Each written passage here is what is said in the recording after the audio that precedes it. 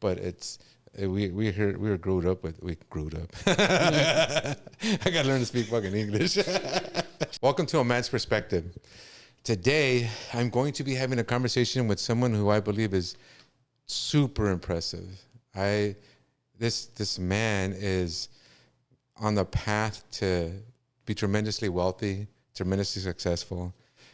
So I don't want to, pump you up too much, but, thank you for being here, Joe. I love you, Papa. Thank you. I appreciate it, Theo.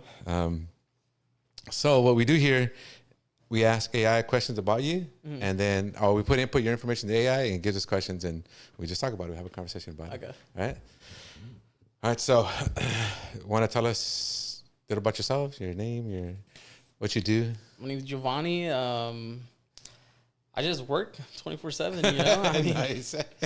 And you do. I noticed that you do. Yeah, I'm a mechanic. I'm always at work. I'm there 5 to 6 days a week. Try to get in as much time as I can. Trying to make as much money as I can. Yeah. Then more time I'm there, more experience, more money. So, wow, that's how I see it. That's actually a pretty good way to look at it, because a lot of people, I didn't figure that out till I was my mid to late 20s about, what my time is worth. And you seem to figure that out at your age. You're a very young man, and that's impressive. Thank you. All right, Gio, let's see. What was your process to get into the automotive industry? The automotive industry is such a you have to have so much knowledge, so much information about tools, about the way things work, about what was that process for you like? It started for me in my junior year of high school. My junior year of high school, luckily we had the option of ROP classes, and some of the ROP classes were medicinal classes, but we had automotive as well. So I took the automotive tech class. My junior year, that was my first class. My senior year is when I did automotive honors.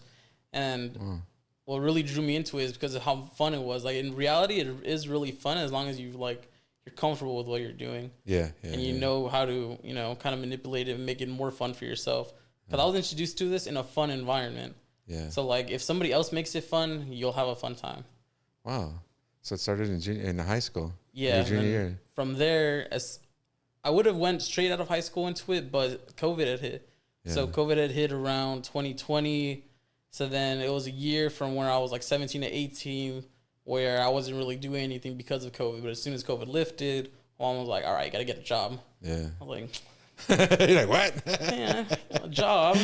What is work? Yeah, I'm not ready for that. But I thought, I don't really know how to do much. I was stuck indoors for the longest because of COVID. Yeah. So I thought, well... I got these classes, automotive classes. Let me see if I could do something with that. Yeah. So I just applied to a bunch of places. I built my little resume on Indeed of all the experience I had from high school. Just small stuff like brakes, rotors, tires. It was really just the simple stuff. I told them a mop. I even put that in my resume. Wow, really? Yeah, that's pretty cool. Excellent mopper. So then I was just applying. And the thing with Indeed is just it has an instant resume thing. Yeah. So you literally just click on everything. Just click apply, click apply. So I was literally just spamming every city or every shop in Whittier, every kind of neighboring area, just so I don't go too far. Yeah. And I got a job in Whittier, right next to my high school, maybe a block from it. Wow. So then, I was already used to the commute going to Whittier from my house. So, what's the extra block? It really wasn't a big difference. So I started there, and like I said, professional mopper. So I was mopping for the first 4 months, and then... Yeah, and then after that, you started me off slow, just giving me oil changes. But then bigger stuff started coming in. They needed people to take in more work. Yeah. So they just started throwing stuff at me. They're like, okay, Gio, you're just going to do a rack today. Somebody else diagnosed this. I just need you to do it. And I said, oh, okay, cool. So, I was just doing small stuff like that. Small or big, I guess you could say. It depends on what you want to think of it as. Let's talk about that, because a lot of people would have got pissed at, he's making me mop for 5 months and I'm out of here. Mm-hmm. What kept you there? What made you stay doing that? In high school, my senior year, he even kind of introduced us to go look at if you're chasing this field, you're gonna have to work for it. You're not just gonna go in and go I'm gonna be a tech as soon as I get there. Yeah. No, you've got to work for it. They're probably gonna have you mop because they don't trust you. In reality, that's kind of the truth. Because imagine you go there and you think you know what you're doing, but you do an oil change. Maybe you leave the plug undone, Loose, or yeah. and if it's loose, the customer leaves, oil spills, engine gets done. They blame you. Well, we had this 18-year-old kid do it who said he knew how to do it. Yeah. You said he knew how to do it, right? Well, I thought so. I mean, Yeah. so in reality, like they kind of show you the ropes as I want to say as you're mopping, but you're kind of doing like small little things for them. Like it's not really just only mopping. You're maybe like you're apprenticing, like you're right there. You're watching how they're doing it. You're asking questions, asking, oh, what's this part? What's this part? Yeah. That's how I learned what majority of parts on a vehicle are. Okay. Like I was just there curious. I barely knew anything, but when I was there was this one really, really old dude. He was like 65 at the time. His name was Chris. And I was just always asking him like, Chris, like, what's this? I'm like, that's a control arm. He was like, oh, that's the strut. Oh, that's the tie rod. Yeah. That's how he'd always talk to me. And so that guy was like really cool. I wouldn't say he was a mentor, but he was a good introducer to the automotive. I mean, he was an old guy, but he taught me his old tricks. Like a lot of the stuff that I use now, he had taught me. Yeah. So like a lot of suspension stuff I work on right now, he told me about it. He's taught me little tricks on how to diagnose it and how to work on it, quick and easy tricks to kind of make it go quicker. Yeah. So, I mean, that guy was a pretty cool guy. Right after around, I think about a year it was busy, but my pay wasn't getting paid on time. Like I was getting paid or told, oh, I'll pay you Friday, but I wouldn't get paid till the following Monday. Ugh. Yeah, so like I had bills to already pay, even though I was 18. I already had bills to pay. Yeah. So I told him like, nah, I can't do this. I don't want to be here. If I had gotten COVID, so then I went home. I was sick, and during the time I was home, and I was kind of like thinking over, kind of contemplating on if I even wanted to go back because like he was a cool boss, but then at the end of the day, like he was kind of a dick. Like he really if I wouldn't say I messed up on stuff, but he would really put me down because I didn't know stuff that a tech would know. Because I mean, dude, I was 18. Yeah, you just started, yeah. Yeah, so he would really try to put me down. So I didn't really like the vibe there. So I left there, and then I went to I still kind of wanted to familiarize myself with car parts. So I went to a delivery company that actually delivered car parts. Oh, okay. So I wasn't exactly in the automotive industry, but I was just delivering car parts, still kind of getting the names of them, trying to see what I'm delivering. Like, oh, what's this? Like, oh, spark plugs. Oh, okay, cool. And they're like, oh, resonator. Oh, what does this do? Or like distributor. Oh, what does this do? Like sometimes I would even ask the techs there, like, oh, what do you need this for? They're like, oh, I'm working on this 97 Camaro, or I'm working on this 63 Dodge. Like older shops like that we were delivered to were always working on cars like that. Yeah. So I mean, I would always ask around right there. I think my first few months of that job, I got in a car accident. Oh, shit. But it wasn't even a car accident. I was driving in the parking lot and some lady reversed into the side of my car. Oh, okay, yeah. Oh, yeah, that's right. I remember that, Yeah, it was kind of dumb. And then I think it was a few months after that, I had gotten another car accident, but it wasn't even at work. It was on the way home from work. Yeah. I was a few blocks from my house, tired, about to go home, get in the shower. And then this lady just comes off the curb and just right in the side of me, yeah. Oh, shit. So then after that, I was like, okay, I'm done driving because I had to drive my own car for that job. Yeah. But they paid me for it, so it wasn't too miles, bad. Yeah. So after that, after my second accident, I was like, okay, I got to do something else. So then I started, again, applying with Indeed to a bunch of mechanic shops, dealerships, all of that in the area of where I already was at. And I saw the current job I'm at, Monrovia Chevy, that needed a lube tech. Yeah. So I said, why not? I mean, it's just 5 minutes farther from where I was already originally at. Yeah. So I said, that's fine. It was just 5 minutes from the warehouse. Yeah. So at 5 minutes, I didn't care. Applied there. I got the interview. And then I interviewed, I believe it was early July of last year is when I got that interview. I interviewed, I went in, they asked me, they're like, hey, do you want to be a transmission apprentice?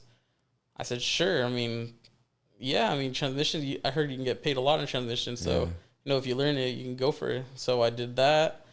And from a transmission apprentice, I was with the guy for about, it was funny. My first month, I was working with him, and then he upped and quit. Really? Yeah. He just upped and quit. He told me. Deuces. Yeah, he told me, hey, Gio, I know you don't want to really hear this right now, but I kind of just put my 2 weeks in. Oh, shit. I was like, what about me? Like, what's gonna happen to me? Like, oh, George is gonna take care of you. Oh, okay. Then I'm like, oh, George. But at the time, like, I didn't know anybody, so I didn't even know who George was. Yeah, yeah. So I was like, oh, okay, for sure. So 2 weeks goes by, he leaves, and then George started teaching me. George was his apprentice at one point, but mainly for transmission. George was like really, really smart in like all electrical vehicles.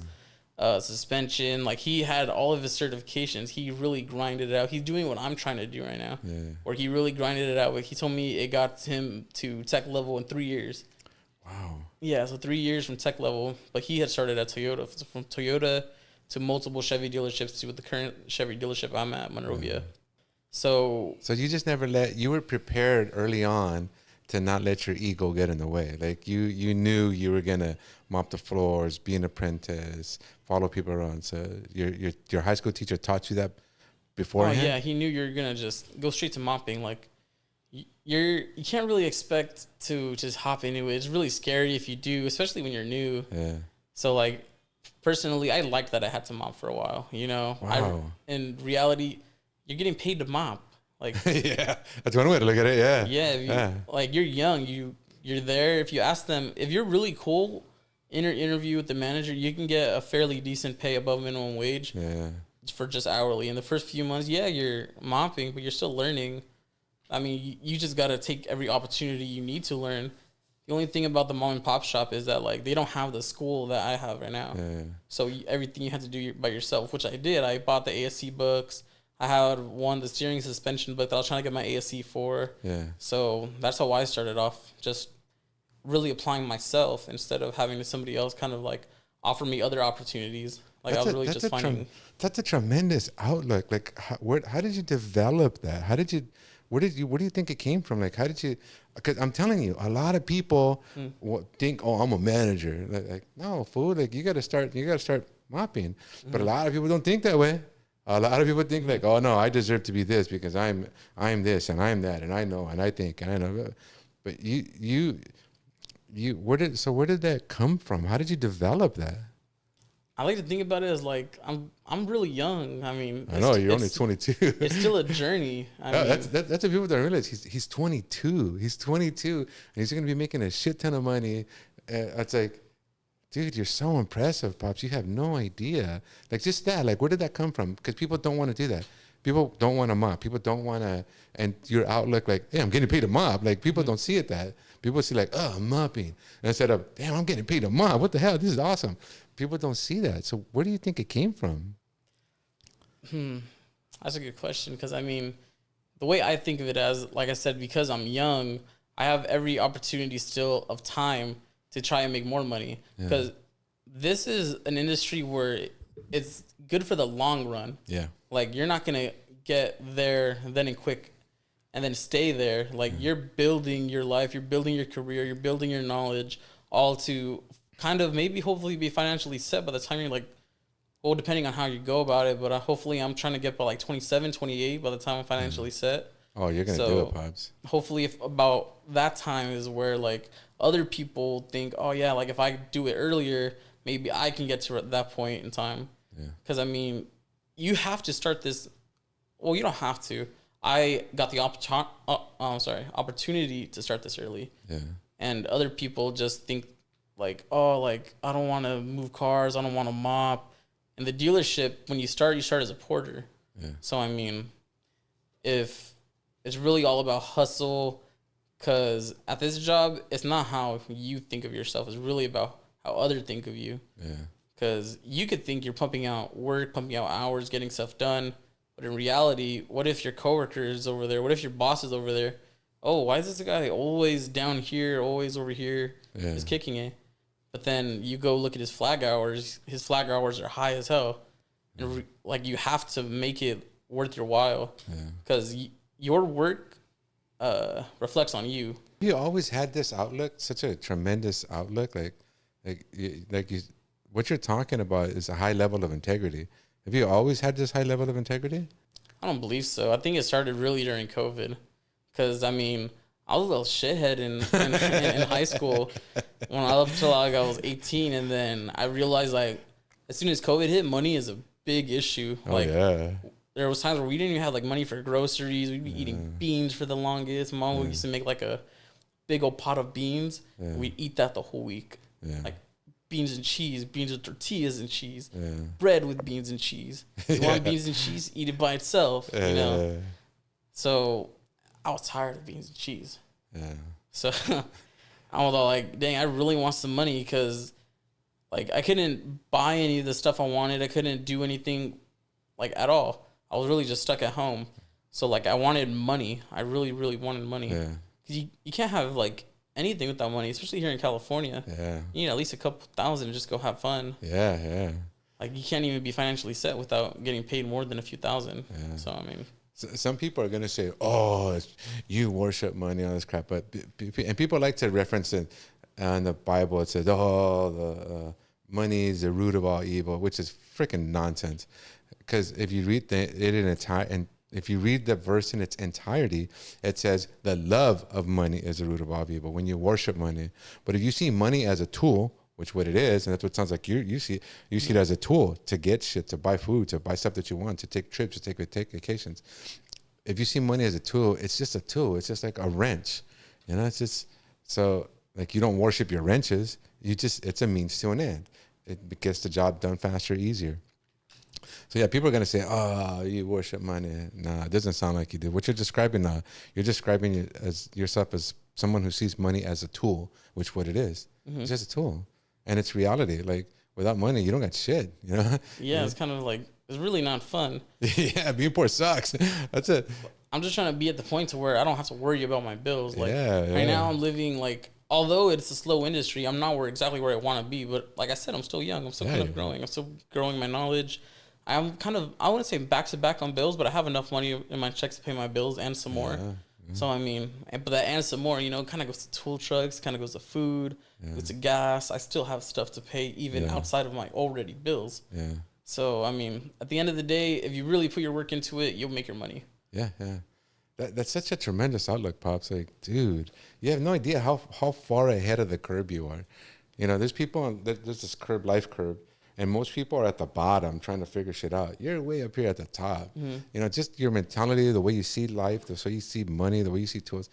Dude, you're so far ahead of the curve, Pops. You should be very proud of yourself, baby. Thank you. I appreciate it. So what drives you to keep pushing forward even on tough days? Well, that's a pretty good question. On tough days? Like, I have days where I'm just like, oh, my God, I don't want to go to work. Oh, my God, I'd rather do this. I'd rather do that. But I have this mental process where I look at what I'm going to lose if I don't commit to my word, if I don't commit to my responsibilities. What do you do? How do you keep yourself going even on those tough days? And at the end of the day, actually, I want to help my mom. I mean, she's always stressing on bills. And like even with the money I have right now, I always still try to overextend, and I always try to ask them like, "Hey, like, do you need help with this bill?" Because like I always tell her, I'm like, "Let me pay the electricity bill." Mainly one because it's hot, it's so hot. I'm offering, I'm like, if you let me take care of the electricity bill, we'll run the AC all day. You know, let me take care of it. Let me take one of the bills from you. She's like, no, like, I'll do it myself. My mom is really big on, like, oh, I'll do it myself. Like, I need to take care of it. Because that's how we grew up. A lot of the times where she didn't have the help, she's like, oh, I got to do it. I got to take care of it. Like, don't try helping me. I want to do it. Because she has that really big, like, how would you say it? Like, she really looks big on herself. She puts a lot of load on her back. Yeah, she has a lot of expectations for herself. So, a lot of, like, our generation does, you know, because our parents used to tell us, you know, be strong, be independent, you can do it on your own, which is bullshit.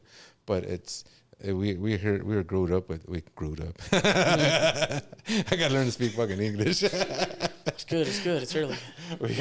We grew up hearing this nonsense, you know, because in reality, we get through this life together. It's together that we become successful.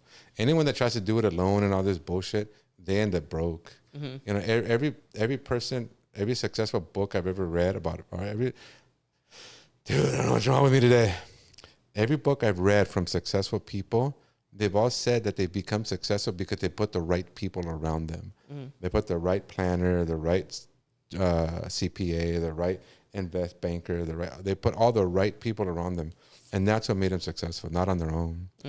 So yeah, and me and your mom's generation, we grew up telling us, oh, you better do this, you better get this done, you gotta work, work, work, work. They put the slave mindset into us, you know. Yeah, I kind of understand that part because she really does want to see the like every opportunity to just do it herself. Yeah. But like I don't want her to have to stress about that. The other day I took her car in because I took her car to go get food one time and I felt had like a little bit of transmission issues. Why don't she get a service? So we set an appointment at Honda. We go. She's all like, "Oh, we'll have the service and the filter, or and the oil change." Yeah. And then I'm like, "Oh, okay. So how much is the oil change along with the $136 service?" She's like, "Oh, well, the oil change is $80." I'm like, $80? Like, I know knowing my mom, she'll stress about an extra $80. So I told them like, no, like, just take off the charge of the oil change and I'll just charge the filter. I'll do it myself because I work at the Chevy right next door to the Honda. So I literally just had to walk like maybe 20 yards over to my mom's car in the service center for Honda just to let them know that I wanted all this stuff done in my car. Yeah. So does the same dealer own that Honda dealer? Yeah. Oh wow, even better. Yeah, it's the Sierra Chevrolet. Oh, not Sierra Chevrolet, but the Auto Group Sierra. They own the Honda, the Subaru, and the Chevy right there. Wow. And then they also own a CDJR like a block away. Yeah. So these guys that's a big group. Yeah. Dude. So we have like, it's not even all of it. We have dealerships in other states. We have our dealerships over in. We have some I think like in Irvine or two. Wow. Like we're really like kind of a big name, like Sierra Auto Group. Mm-hmm. Is that a single owner or is that a corporation? It's 3 owners. Holy shit. Yeah. That's you. You can be there. Those 3 owners, those guys are cool. They're really cool. They have really? they have like Christmas parties for us. They always feed us. Yeah. Every Saturday they're always feeding us. Wow. Whatever we want, we'll ask them like, hey, like, what do you guys want for lunch? We're like, oh, we want Dave's hot chicken. We get Dave's hot chicken. Oh, so they're actually there at the dealership interacting with you guys, the owners? They'll come once a week. They'll come like mainly on Saturdays or a Friday just to kind of check in on everything, and then they're out. Then we have our bosses. So we have my foreman, Rick, which is above me, and then above him, which is the service manager, which is Jacob, and above him is Mike Hoffman, which is the GM, and above him is Greg Lane, which is like the manager of the GM. Yeah. And then above him are the 3 owners. So wow, dude, but it's impressive that they're owners, because that's big, dude. Mm-hmm. All those dealerships plus other stuff, that's a big corporation. So for them to take the time to go and talk to you guys, that's pretty cool. That's pretty impressive. Yeah, they are pretty cool. They were all really nice guys. And then we had like this Christmas party. They got us like a bunch of food. They own part of the Santa Anita racetrack, the horse racetrack. Yeah, so they have one half of the lot all for Sierra cars. Like if we need cars that are being overwhelmed with the parking over there at our dealership, we'll just send them over to the Monroe or the Santa Anita lot. Wow. And then from there, like we'll have other group of porters just go park them and stuff over there. And then on closed events, they'll close out the whole place and just let us have our party there. Wow. Yeah, it's pretty cool. Like at nighttime we went, it was really cool. It was cold. Yeah. It was a big old Christmas party. It was really cool. I had like a great time over there. Well, when you become an owner, remember those things. Take care of your people. Yeah. Take care of your people. You guys are cool. And keep taking care of your mom. So that's a good thing, Pops, that you want to do that, you know. I hope she gives me the opportunity to help her more. She's just really strict on, I'll do it. Like I said, people of our generation, we used to take pride in look at what I did, which is, like I said, it's a slave mindset is all it is.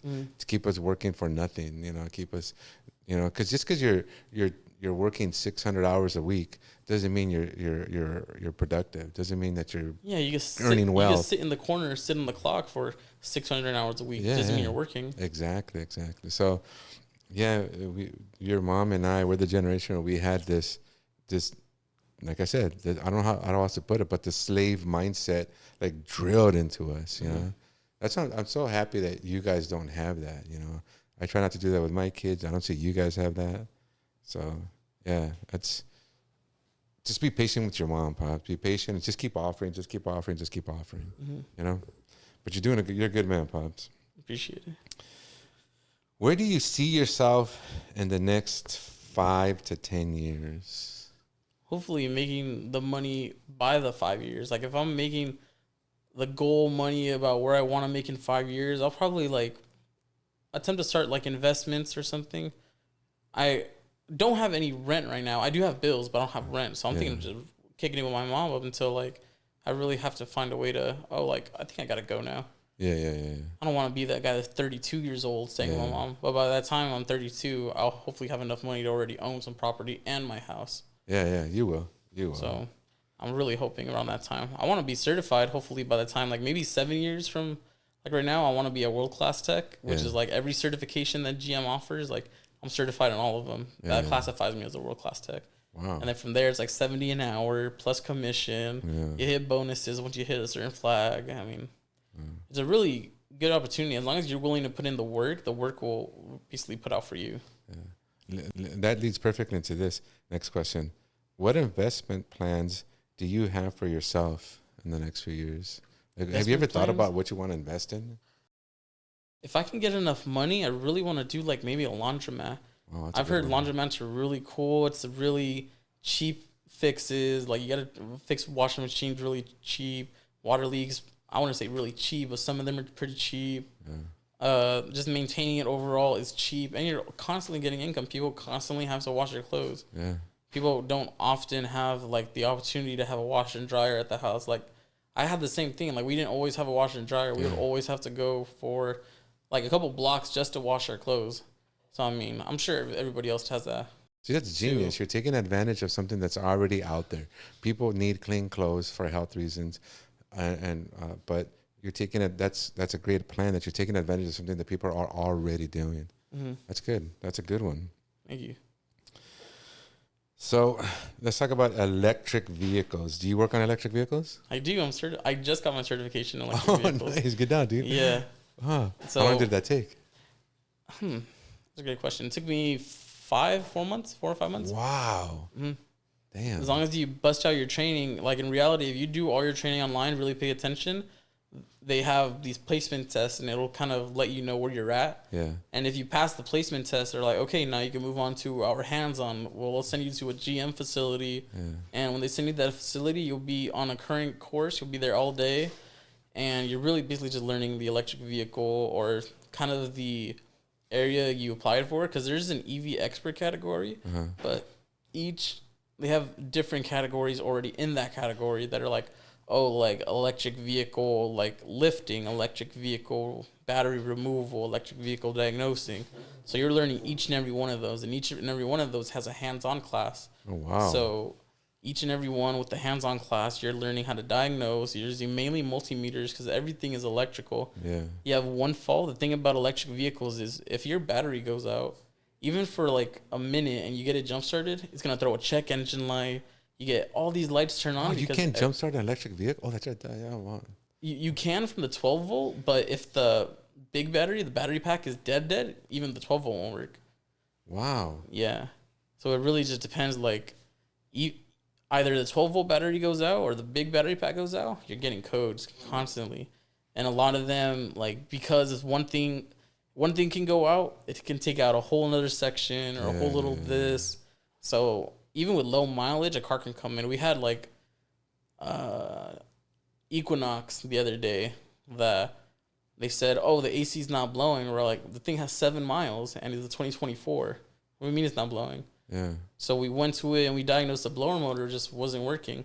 But the thing with GM is that you need warranty. So like we need to warranty it because, it's still within warranty. GM doesn't want to give a customer a vehicle that doesn't have a blower. Yeah. I mean, there's a lot of issues and a lot of kind of things you've got to go by to make sure you send out the right stuff and make sure you did it correctly and diagnosed it correctly. Because they will tell you something if you don't diagnose it correctly. So that when I'm there, I'm like really trying my hardest to make sure I do everything correctly. Yeah. Especially with electrical. If you do one thing wrong electrical, you could send a current somewhere maybe that's not supposed to go to, short out a module. Yeah. A module's like a $4,000 fix, and the box is like that big. Wow. Fuck, really? Yeah. So I didn't realize that they still had 12 volt batteries. I thought it was just the big giant battery packs. Well, they have the battery pack to kind of accelerate the drive motor and the battery chargers, And the 12 volt mainly just helps with the accessories. It still has sensors. Yeah, that's right. Yeah, So we have like the front sensors, we have the rear view camera sensors, we have temperature sensors, we have door sensors, we have handle sensors, EV batteries. There's almost a sensor for everything, dude. Like you sit in your seat, the airbag is gonna go off, the airbag's like gonna turn on because there's a sensor in your seat. You turn on the AC, the sensors behind the evaporator are gonna tell you what the temperature is at.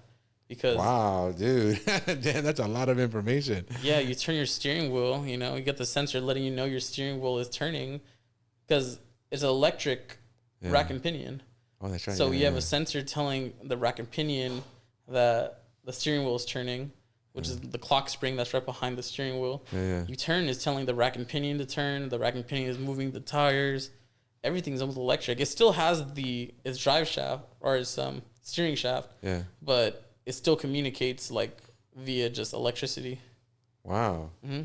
Damn, electric vehicles are they going to take over? Are they the I wouldn't say take over, because there's still opportunities to have gas cars. Like Corvette just came out with the new C6 Z02 that's gas powered. Wow. Yeah, so like they're still making gas powered cars. Yeah, they're making electric, but it really depends on what you can afford, because not everybody in California can afford an electric vehicle. So they still make gas vehicles at lower prices, but for better mileage and stuff. They don't really make crazy race cars unless you want a race car. You know, that's where the Z02 comes in, and that's where the rich people go. Like, well, you know what? I think I want this toy. And then they have the Corvette with the Corvette E-Ray, which is electric. The new Corvette electric E-Ray runs it's basically like a Tesla, dude. It's pretty crazy. Have you driven it? I've driven in like maybe 50 feet. Yeah. I wonder how that thing performs. They won't let us take it off the lot. Oh, duh. They only let one dude take it off the lot, and this guy's name is Frank. Yeah. Yeah, he's a PDI guy. He's just adding the accessories, all the little spoilers and stuff that they need, and then they put it on the lot. That thing was gone the same week it was there. Really? How much did it sell for? Well, I think the beginning price was like 90-something thousand, and then with markup, actually. It was like 130K thousand. Okay, yeah, wow. Yeah. Dang. Wow. Yeah, it kind of goes up, because I mean, it's an electric vehicle and a Corvette. It's like two of the most expensive things GM has to offer. Yeah. I think it costs more for that E-Ray than it does that newer Z06. Oh yeah, I wouldn't. Or Z02 C6. Yeah. I wouldn't doubt it. So they did they put the same body style? Like it's the same Corvette body style, or did they do like Ford, like the electric Mustang looks completely different than the gas Mustang? They did a slight difference in body style. Like it's a little thicker in the back, and the middle is on the inside. When you're on the inside of the vehicle, it's actually a little bigger on the inside too, because the battery is kind of supposed to sit where your center column is. Yeah, which is cool, because I mean it's not a huge battery like you do for the Bolt EV, for the Bolt EUVs, for the Volts. The Volts have a T-shaped battery that are like pretty long in length and width, versus the Corvette new E-Ray batteries that are like maybe the size of, I don't know, a couple feet, 2 or 3, 4 feet. Wow, really? That's it? I've seen electric batteries like on YouTube, different YouTube channels, and they're like the size of the car, like the Tesla battery. It's the whole bottom base of the car. Well, it depends too what the usage is for. So the big batteries, they usually go in cars that are either bigger or meant for like, oh, you want distance, you want to save on gas. Well, you'll get this big battery to save on gas to 300. The thing about the E-Ray Corvettes is that they have this battery. It's not meant for you to go to A to B all on electric. You're gonna go to A to B starting from like your first 20.